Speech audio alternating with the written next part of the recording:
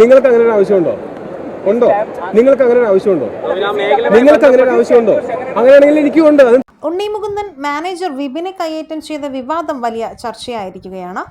ഒരു പക്ഷം ഉണ്ണിയെ കൊടുക്കാൻ നോക്കുന്നു എന്ന് പറയുമ്പോഴും മറുവശം ഉണ്ണി മാർക്കോ കളിക്കാൻ നോക്കുന്നു എന്ന് പറയുന്നു. എന്നാൽ ടൊവിനോയുടെ സിനിമയെ നല്ലത് പറഞ്ഞതുകൊണ്ടാണ് ഉണ്ണി മാനേജറെ അടിച്ചതെന്ന് കേട്ടപ്പോൾ മലയാളികൾ ശരിക്കും ഞെട്ടി.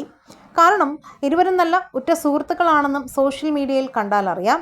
ഉണ്ണി ഫുൾ മസിലൊക്കെ ആയിട്ടിരിക്കണം, ഞാൻ ഇച്ചിരി വയറൊക്കെ ആയിട്ടാണ് ഇരിക്കുന്നത്. അപ്പൊ എനിക്കൊരു ഞാനപ്പോ ഇടയ്ക്ക് മറ്റേ ചിക്കൻ ഫ്രൈ ഒക്കെ കഴിക്കണമെങ്കിൽ കഴിച്ചോട്ടെ. രസഗുള വാങ്ങിച്ചോണ്ടോ നമ്മളത് കഴിച്ചു കഴിഞ്ഞിട്ട് എനിക്ക് ഇതിന്റെ കൊതി മാറുന്നില്ല. പഞ്ചസാര പാനി കണ്ടിട്ട് എനിക്കത് കഴിക്കാൻ ഭയങ്കര ടെംപ്റ്റേഷൻ. ഞാനപ്പോ അതെടുത്തിട്ട് ഇങ്ങനെ കുടിക്കാൻ പോകുമ്പോഴത്തേക്കും ഇപ്പറന്ന് ഉണ്ണിയുടെ വിളി, ടോബി കഴിക്കലടാ, കാലറീസ് നിനക്ക് അറിയാവുന്നതല്ലേ. എന്നെ കണ്ണു പറഞ്ഞു. ഞാൻ ഇപ്പൊ തന്നെ എടുത്ത് അവനെ ചിക്കൻ ഫ്രൈ കൂടെ മാറ്റി വെച്ച് ഞാൻ ചെയ്ത് തെറ്റായി പോയി.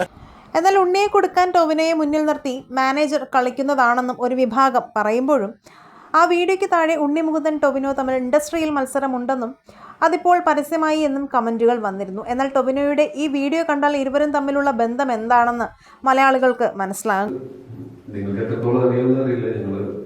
എല്ലാ ദിവസവും സംസാരിക്കുന്നു. ഞങ്ങള് ഇപ്പോൾ അജയന്റെ മോഷണം റിലീസ് ചെയ്യുന്ന സമയത്താണെങ്കിലും ആ സമയത്ത് മാർക്കോട്ട് റിലീസിന് ഒരുങ്ങിക്കൊണ്ടിരിക്കുകയായിരുന്നു.